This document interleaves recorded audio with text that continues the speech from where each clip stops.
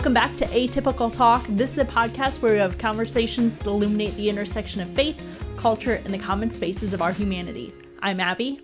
I'm Joel. I'm Eric. Yeah, we have our friend Eric McCoy, pastor at Story Church in Peru, one of our partner churches here at Bridgeway, and a longtime friend of mine. I think this is his third or fourth time on the pod, so he's like breaking that record for guest appearance, like on SNL. Should we get you like a... Do I get a jacket or something? That's what I was just thinking. Some kind of robe or something like that. When you get 5, you get a robe. That's what's going to happen. Yep. I mean, we don't have atypical merch yet. I know. Maybe we'll work on it. Start with robes. The people are wanting robes. The people want. So our first question today is, what is a skill you wish you could magically be good at? Magically be good at. Honestly, my head went immediately to cooking. I wish that it was natural. That was my answer too. Was it really? Yeah. I wish that I could literally just open up cabinets or cupboards, cabinets. Like there's, I don't even know where the food is. Just open the cabinets. Cupboards and just in the fridge and just pull things out and whip something up. Yeah. And every time that I cook, I've got like the step-by-step for a recipe. I'm stressed about how much and how long and how to balance multiple dishes. I'm just not good at it. So when I cook, it's like macaroni and cheese with hot dogs in it or something like that with a bag salad. That's kind of my jam. But I wish I could just do it because I love good food and I love having a great meal, and I wish that I could just magically be good at it. Tell me there's something out there that just would make me great at it. But that's mine. Yeah. Nice. Randy, yours too? Yeah, I think cooking would be at the top for me, but also just like coding, I think would be like being able to code websites and stuff and make programs. I think that would be really cool. But I mean, my husband knows a lot of that. So if I ever need that stuff, I'm like, hey, you want to do this for me? So I don't really need that right now, but you know, it could be useful in the future. Is there any like specific type of website that you'd be interested in coding, or just the idea that you can take code and make a website? Just the idea that I'm like, okay, I want this website to do this, or I want to make this program, and I can do it without having to spend years on Google trying to figure out what I need to do. It sounds like a superpower. It really does. Yeah. It's valuable too. Yeah. So it's a smart move. Mm-hmm. So I kind of went that route of like just having stronger people skills, which maybe is funny for a pastor and a guy who's on a podcast with you, but like I feel like I've had to work at being just like a conversationalist more so. And I'm like, man, if I could just like snap my fingers and be a master at that would serve me well in life, I think. Serve you and maybe other people. Maybe everybody else would appreciate it too, yeah. Yeah, no, that would be awesome. Well, our first topic today is a relevant magazine article titled How to Spot Lies in the Age of Misinformation. No, this isn't appropriate for the time we're living in at all, is it? No, absolutely not. Let's hear about it.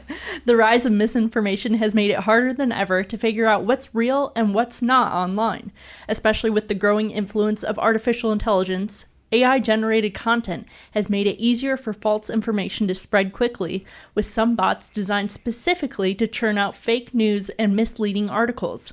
Here's some ways to help spot what's real and what's fake. Check the source. First things first, where's the information coming from? If a story is coming from a website you've never heard of, it's worth a deeper look. Search the outlet's name, followed by the word credible or reliable to see what others are saying about it. Watch out for clickbait headlines. Misinformation tends to play on your emotions to get you to click and share without thinking twice. Always read past the headline to see what's actually being said. Cross-check with other sources. One of the easiest ways to spot misinformation is to see if the same story is being reported by multiple credible outlets. Newsworthy events usually get picked up by several media outlets, so if you see the same story across different sources, it's more likely to be true. Be skeptical of viral posts. Social media algorithms prioritize content that gets a lot of engagement, meaning that viral posts are often the ones that provoke the strongest reactions, whether they're true or not. You can find more of these tips by reading the full article in the show notes. As Christians, we are called to be seekers of truth and light in a world filled with misinformation and deception. By taking a few extra steps to verify what you see and read, you can help stop the spread of lies and live out a biblical command to walk in truth. So have you ever been fooled by misinformation online? I mean, I see it all the time, but have you ever been fooled by it or confused by it? No, never. No, it actually took me a minute, and then as I sat with it, it's funny because at the beginning I'm like, no, I'm too savvy for that. I've never. Yeah. And I sat with it for 5 or 10 minutes, and I'm like, oh, yeah, there was that thing that was going around. I felt like it was my entire Twitter or X feed was this joke about J.D. Vance that I thought was real, and it's not real at all the more you look into it. There was another headline about something that former President Trump said, and I like, oh yeah, that's probably true. And then I saw the video, and I did not hear that at all in the video. So there's like all these times that I feel like I have like fallen for it, and it gets tricky to where if it fits your already existing biases, how quickly you can like just believe something. So yeah, I'll admit that I have totally fallen for it. Yeah. I was thinking about this. Joel and I have talked before. I used to like really pride myself on how calm and measured I felt like I could be in responding to stuff online. And I feel like that is fading away the longer that I'm engaging with some of the stuff. But for me with misinformation, I thought of a fairly harmless example, but there was a Disney World like parody account. I think it's called Mousetrap News or something like that. I think I've seen that, yeah. And like it just showed up on my Instagram feed one time. I think it was like Disney buys Universal Studios or something. It was like kind of innocuous, but I was like outraged and sent it to my friends who are really into Disney. Like, can you believe this? Monopoly. Yeah, like way too late in the game. I'm like, oh, that wasn't true. And it, honestly, even in maybe unimportant things like what's happening at Disney World, there's that kind of like gut drop feeling as somebody who does value the truth, and you're like, I fell for it. Yeah, you got me. It really does. Yeah. No, I mean, I've found it hard to decipher like AI images from real ones sometimes, and I've seen tricks where you have to look at their hands, or like if there's any text in the image, like those can be really messed up by AI. But like when AI images first really started surfacing, like at first it was so confusing to figure out what was real and what wasn't, and it's crazy how far it's come. Oh yeah, I think that same kind of thing when everything a couple weeks ago started coming out, when P. Diddy got arrested and all the craziness we don't have to get into details with about the Diddy parties and stuff. I remember like seeing some images of celebrities, and I'm like, oh my gosh, them? Oh my gosh, no. And then you have to look a little deeper, and that's AI created image, or even nothing to do with that context. Deep fake videos and how good they can get now. Dude, it's terrifying. My favorites are the Obi-Wan and Qui-Gon like talking about Star Wars. That like there's some good that comes from it, but it's scary. It's entertainment. You're like, oh, but it's so good. Yeah. It's scary. Yeah. So I think we've all fallen for it in one way or another. Yeah. Well, I've heard people say when they share an article that ends up being fake, or a post that ends up being not quite true, they say, I'm just one person, I'm not hurting anyone by accidentally sharing a fake news story. What do you say to those people? I think on the one hand, I get it. Like, I think we can have compassion and some kindness towards one another. Like, it's easy for any of us to fall into it. Humility, because we've done it as well. Yeah. Which again, for me, like, I think I can be arrogant sometimes and be like, oh, how does anybody fall for this stuff? But the truth is all of us can. Yeah. So meeting it with kindness. At the same time, I love this article because of the steps that they laid out and sort of the caution that was attached to it. It reminded me, we did some teaching at Story recently about when Jesus says, let your yes be yes and your no be no. And at the end of that, he tags on, because anything less than that or anything other than that is from the evil one. And it sounds like Jesus is saying, if you say maybe, you're the devil or something like that. But I think what he's getting at is that if we distort the truth, or if we're not careful and we're not clear, we can cause the same kind of chaos in people's lives. And I think that's what I would caution somebody with, even in some of that innocent, accidental sharing of misinformation, that it really does have a real danger attached to it. Yeah, I totally agree. And it can be so damaging, I think, to our public and just personal witness to people is what I think of. Like, as Jesus followers, we believe that we are like carrying this ultimate existential message about purpose and life and eternity and compassion and all these different kind of things that are wrapped up in the Jesus story. And to think that, we're trying to do that, but at the same time, we're sharing something that's not true. It can be so damaging to the way that people take us seriously. And Christians, we believe some crazy things, or some, at least to say, supernatural things that are hard for people to grasp already. And when we spread things that are just easily not true, or we should have just checked another source, people are going to have a harder time taking us seriously, and therefore our message seriously, and the way that we want to walk in the world and invite them into as well. So I love how in the article we talk about this reality of truth and light, and how, you know, we're called to be people of truth and to seek the truth. And that's got to carry way beyond some theological statements of doctrine that we believe about God, but how we walk in integrity with our words at our places of employment, and the way that we follow through, and that yes be yes thing, no be no. It just matters so much. So I would just say, like, man, this is stuff that really does matter, and it matters to other people that we're trying to love and influence and care for. And ultimately, it can come back around to what people think about God and those loony Christians, because they're all into some weird conspiracy theory, or they're sharing stuff that's easily fact checkable and it's not true. So yeah, I would say that. I mean, a couple of things on the steps. I just thought the steps, like Eric said, were so helpful, but the challenge inside of them, like, you know, check the source, and then watch for clickbait headlines. I think we have to watch out for the reality that we do have algorithms that are feeding us things that are tending to feed into the way that we already see the world. And so clickbait headlines are going to be things that are going to outrage us enough or excite us enough that we're going to click on it. And so we're being fed those things by the almighty algorithm.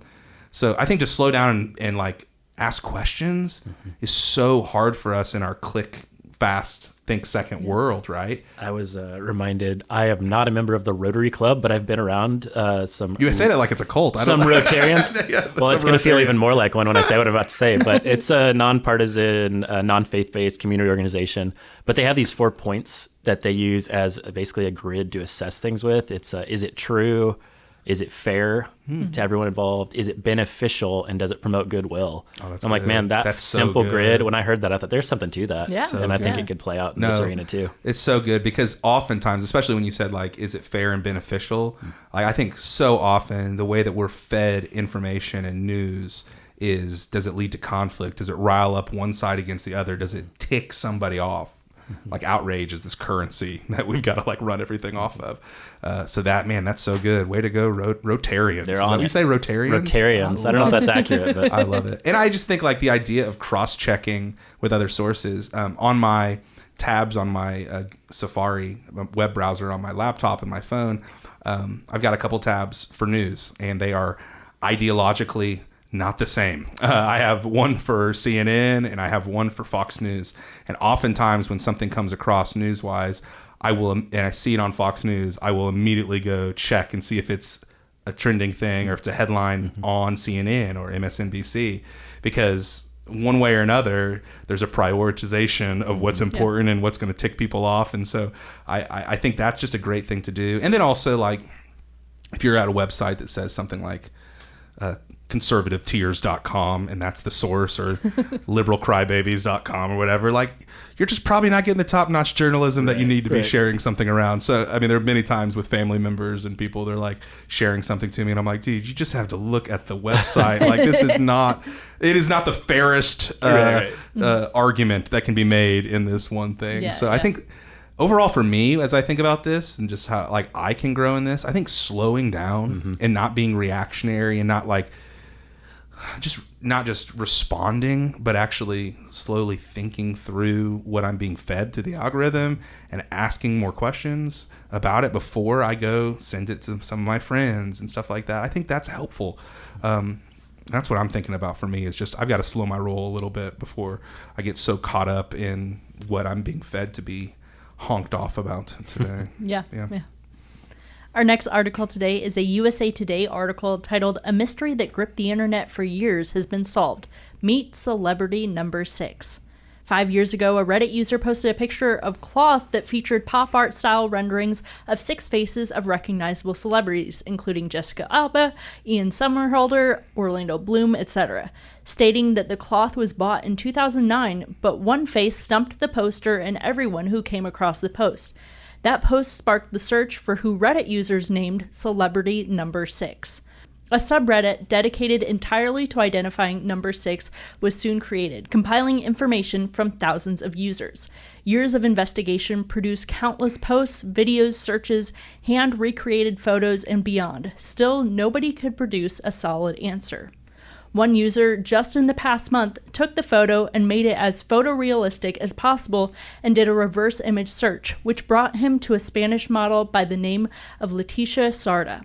When a person she didn't recognize reached out to her asking for confirmation that the image was in fact of her face, she had no idea that the seemingly random email was the accumulation of a 5-year investigation conducted by thousands of minds online. So I just heard about this story this summer. And this so is such an Abby story, by the way. I love this so much. I followed it the past couple months, and so I didn't think, it's been going on for 5 years. I didn't think it was going to get solved anytime soon. So I was so excited to hear about this. But what did you guys think? It was fascinating to me. I didn't know anything I didn't know this. anything about it either. Oh Yeah. my gosh, it's amazing. And to think there was this whole search and this woman knew nothing about it for the longest time. It's just funny that there's people that are spending hours and hours and having message board conversations about this thing. And then there's this model who's just living her life and it's just a whole different lifetime ago. I was just trying to figure out how they chose the people who are on this cloth. It's you had so random. It is 2 characters from Lost. That's what I saw. Why did they make the cut? I also felt really dumb, just pop culture wise, because they're running through the other celebrities that were named. I'm like, I knew 2 of them, and they were from Lost. Yep. And then I guess Orlando Bloom from Pirates of the Caribbean or whatever. Yeah. That was about all I had going for me. But I just love it that somebody went so deep. And then I look at the image of celebrity number 6, and I'm like, looks like Daisy Ridley from Star Wars, or I have no idea what it would have been. So here's a interesting use of the internet and how we get so obsessed and down little mysteries that we feel like we can solve. Yeah. Maybe how we are drawn to being on the inside of conspiracies and understanding things that are mysteries to most people. So there's that, and I just think it's amazing to imagine opening that email. Yeah. I don't know. For me, I thought it was because a lot of people are drawn into mysteries involving, missing persons or people dying, and so there tends to be a lot of obsession over death, and almost to the point that they bother the families and are reopening wounds and stuff. And this is such a simple, not harmful at all mystery that I thought was so fun that it got solved, and there were so many people working on it for so long. I thought it was so cool. That is cool. I didn't think of it from that angle, but it's wholesome. It is wholesome. Yeah. We just want to know who you are so we can give you your flowers. Yeah. Yeah. And I think it's great too, just because this model who hasn't been working for years suddenly has popularity again, and has people recognizing her even though she hasn't done any modeling for so long. So I thought it was just a fun story. It is fun. It is fun. Yeah. And also it hit that knee-jerk reaction for me because I've never heard of this, and when I started looking into it, I'm like, I can figure out who it is. Before I read the whole article that we figured it out by now. Yeah. I can do it, but then I couldn't. So I know. I did that too for a little while when I first heard about it. I'm like, oh, well, it could be this person, but then other people in the subreddit were like, well, they don't have any pictures that match the exact pose and stuff like that. And it was just so fun to follow it. I will say, though, Abby, you've never watched all of Lost, so you might not even have recognized the characters from Lost, and Eric and I did. So we knew I part did. of that. Well, you did. Okay, never mind. Okay. Thought we'd be on the inside on this one now. I watched 3 or 4 seasons. I don't know how you stopped. Oh, my goodness gracious. Brutal. Yeah. You got to move on. I don't know. I'm getting upset. I think actually I watched it with one of my siblings for a while, and then when I went away to college, we stopped watching it because we weren't in the same room anymore. But we got to go back. Who is the most famous person you've ever met, and how did you meet? So I was trying to figure it out. I feel like there's Christian famous people that I could name, funny. but I'm not going there. Then we just feel so ridiculous. But we have those little things. But I think probably the most real famous person I've met is Edwards James Olmos. He spoke at Ball State where I went to college. Do you know who that is? Does that name No ring a bell? idea. Oh, dude, the main actor from, I'm so nerdy right now, Battlestar Galactica. Which I think I was actually watching at the time that he was That's speaking. so So I'm Goosebumps. yeah. Yeah. So that's probably it. We didn't really interact much. It was just he gave a speech. I'm like, thanks for existing, That's so helping me be a nerd. Yes, I love it. For me, it was, I wish that there was more than this, but when my brother and I, we took a vacation with our family when we were in 8th grade, or freshman year actually for me, and we went to Hawaii, and the flight from LAX to Hawaii, right in front of us was the actor who played Johnny Tsunami in the movie Johnny Tsunami, the Disney original movie. Yes. And we were not cool about it. And I just remember, like, we both were as clear as day. That's the dude who plays from this original Disney movie, Johnny Tsunami. So instead of us talking to him a lot or like engaging him about his work as an actor, we just awkwardly talked about the movie Johnny Tsunami when he was So right. And we were like watching his Just face. like loudly around him. Loudly around him. Like, it might have been as bad as, hey, do you remember that awesome movie on Disney Channel, Johnny Tsunami? And we were looking to see if he would respond, and he kind of smirked, and we said hey at the end of the flight. Or like, I think my brother said, hey Johnny, or something like that. I don't think his name's really Johnny. We'll have to check that in the show notes. But yeah, that was about as famous as it got. And or I met Nate McMillan, who was a coach of the Pacers the year he got fired, at the Indy airport, like before a 6 a.m. flight. It was like 5 o'clock in the morning, and I wanted to go talk to him, and he did not want to talk to me. It was so early, and I'm like trying to ask him about the game the night before. Not a good move, but that's about as cool as I've gotten. You guys go to concerts a lot. Do you ever pay for like VIP tickets where you get to do meet and greets or anything like that? I have never done that. No. I have never done that. No. I'm also like the anti-merch guy at a show too, because I'm like, it's just so expensive, and I would rather spend more to get a better seat or something like that. But I have never done the VIP thing.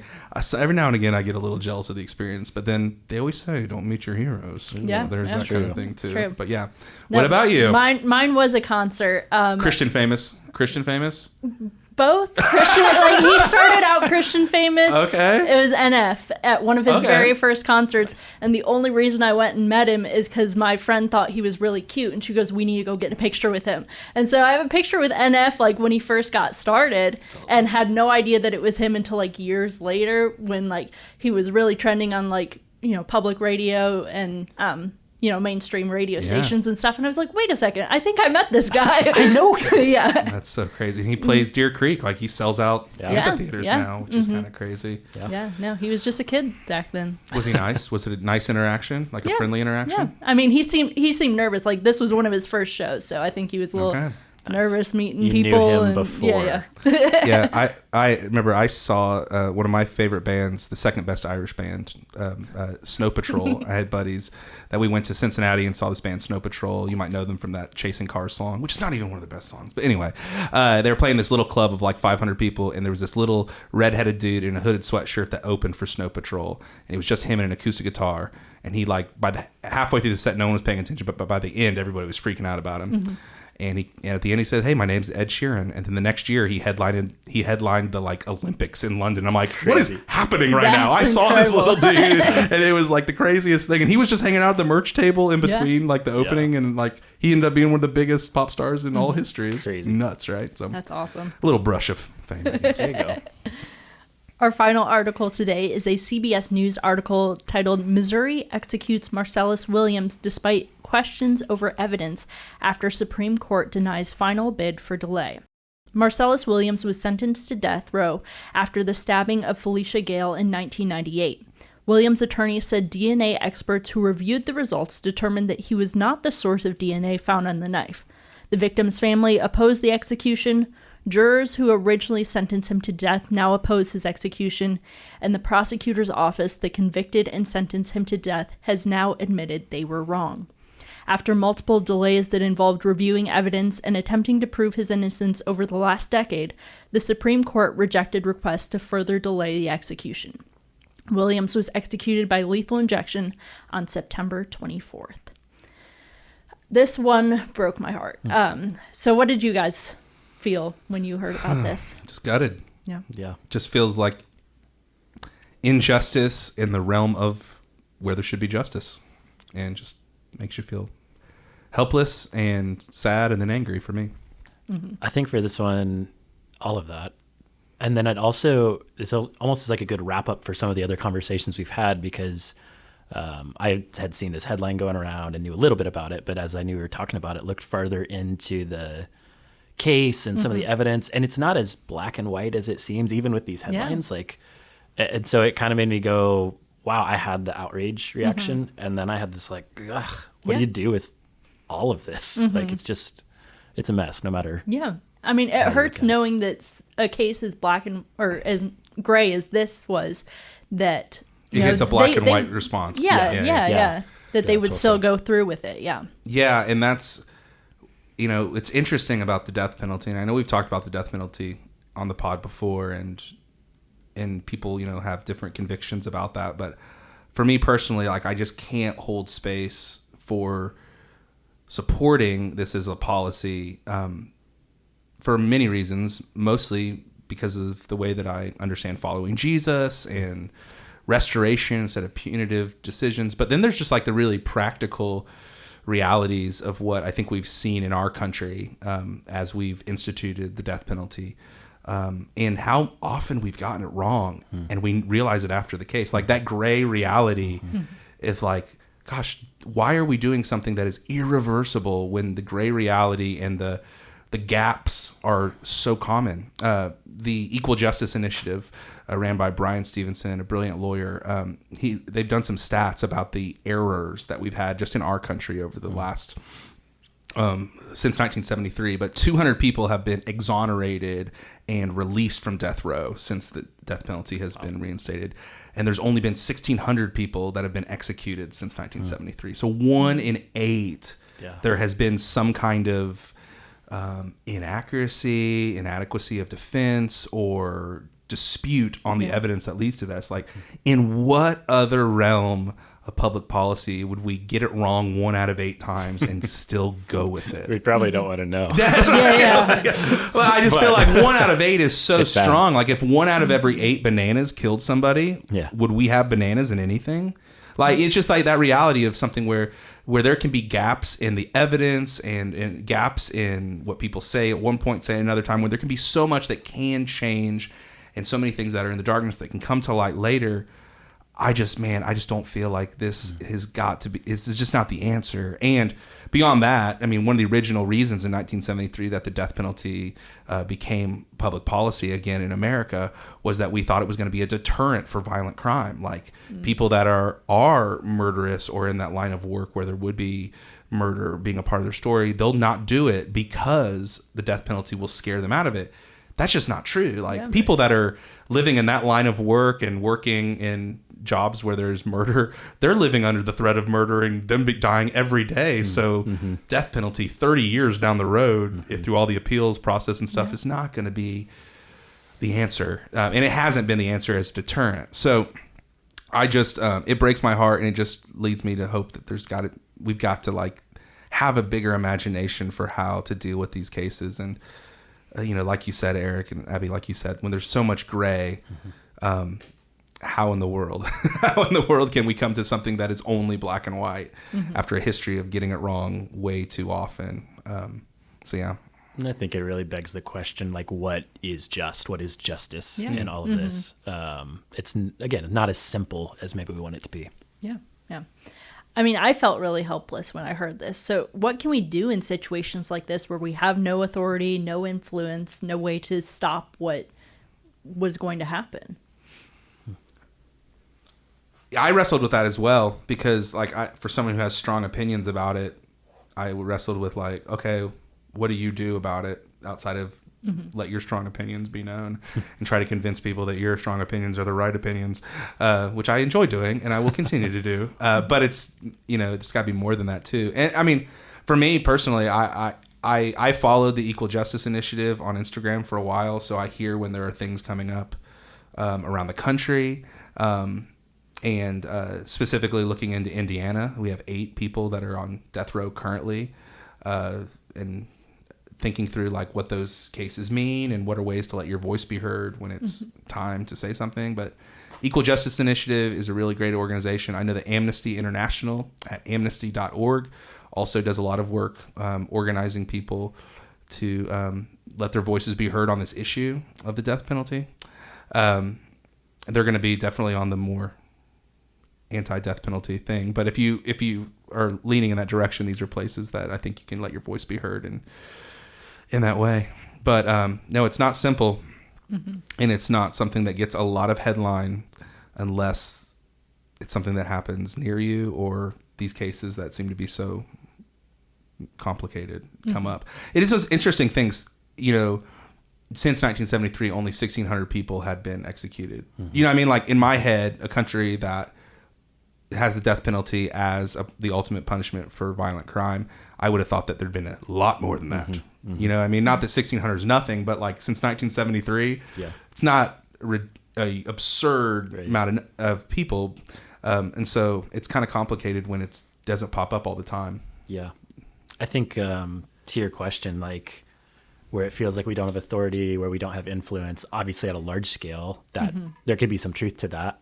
But I also think we've got to be really careful to guard against what can easily lead to cynicism or disengagement with difficult problems. Joel, I like what you said about actually looking into our state of Indiana and like, how is this impacting people closer to us? I think that's always a healthy impulse. You know, headlines and outrage are easy to fall into, as we've said all throughout today, but the closer you get to home and the more you can pay attention, the easier it is to find where you can be an activist for justice and you can get involved and actually find your place to be a part of the solution. So I think just staying engaged, even in the face of what feels like hopelessness, is important, and it'll be the pastoral answer. But I think even guarding like your heart and not losing sight of hope in the midst of it, not losing sight, again, there's room for debate, but that Christians do have a model for justice, and it's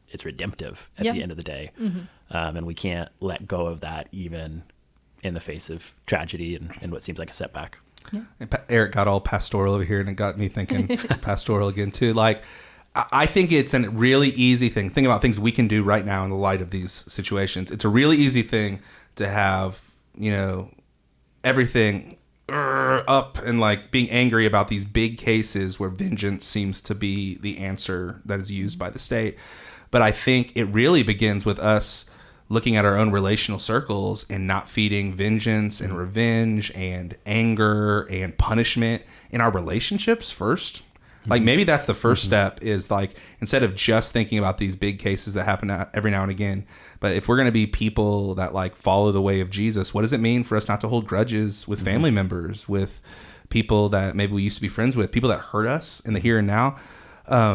Man, it's got to start on that micro level. And the same impulse that is used to extinguish somebody in the death penalty exists in us when we want to cancel somebody, end somebody, want them to be vanished from our lives and our memory. You know what I mean? So I think guarding against those things will help us create more of a culture of restoration and redemptive realities, instead of just, no, poof, I want them to disappear because of what they did. So I think the harder, like, on the ground question for us to ask is, instead of just thinking into the ultimate state-run execution programs, like, what are the ways in our hearts that we are feeding vengeance and grudges in the ground level, so that we don't get to a place where it's easy for us to just say, yeah, in them, that's going to fix everything.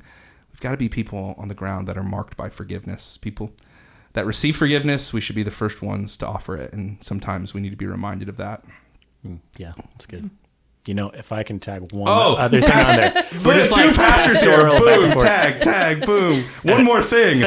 One more thing. Yes, I love it. I'm as guilty of this as anybody else that I'll be talking to, but I also think in this specific case of like people who are incarcerated, this is easy to dismiss maybe or ignore when like criminal or person behind bars is a category for you. It's uncomfortable, but Jesus pretty directly instructed us to care for those who are in prison, to actually visit the prisoner. Those. And I'm like, if I check my calendar, it's not on my calendar right now. And most Christians I know that would be the case too. So if we really want to do something about this, maybe leaning into Jesus actually meaning what he said, and maybe making space to get to know the people who are affected by this as people, not just as categories. Statistics could be a huge thing. Yeah, and one more, I'm just kidding. That's so good. Yeah. Well, that's it for this episode of Atypical Talk. If you have any topics or questions, you can email those to atypicaltalkpod@gmail.com. You can follow us on Facebook, Instagram, and TikTok at atypicaltalkpod, and subscribe on your favorite podcast platform to get updates when new episodes go live. We hope that these conversations today will help you think wider, love deeper, and partner with God to bring the up there down here in your everyday life. Thanks for listening.